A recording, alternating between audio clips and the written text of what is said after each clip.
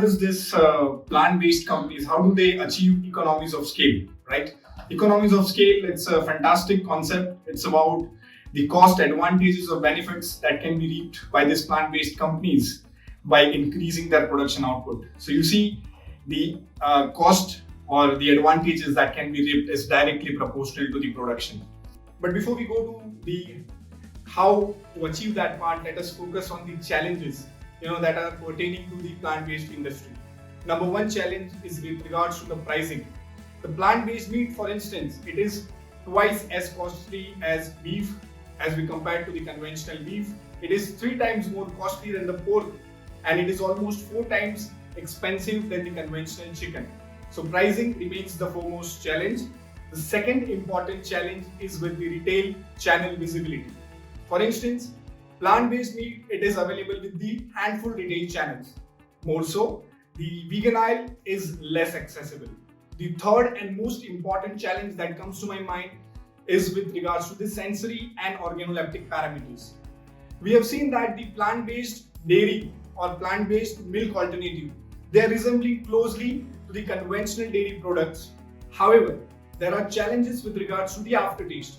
So I believe it's a long way to go from here to optimize both sensory and organoleptic parameters, and economies of scale is going to address all these bottlenecks.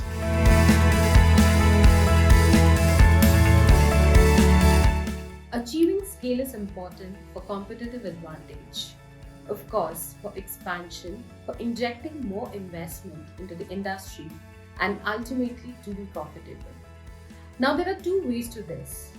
1. Achieve internal economies of scale that origin within the company due to changes in how that company functions or produces goods.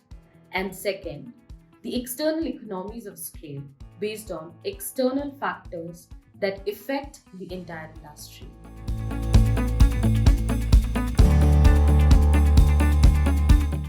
Now let's look at some of the factors that will enable internal scale.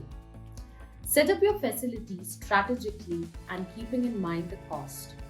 Prices of both capital goods and the cost of machinery and equipment have been falling in emerging and developing countries. Therefore, location is key here. Also, your facilities to be in proximity to your scope crops because, let's face it, the logistical and supply chain issues this industry is facing cannot be solved in a day. Your product portfolio needs to have a balance between your cash cows and your niche innovative products. Do not invest in new supply chain setup. Plug in to the existing supply chain systems. Instead, divert your funds into scaling up production facilities, either owned or rented, and into distribution channels and marketing and positioning. Leverage flexible technology that matches your production capacity. Also, look at new technology that can dramatically increase production capacity with minimal infrastructure investment. Companies need to devise new business models that are sustainable by design.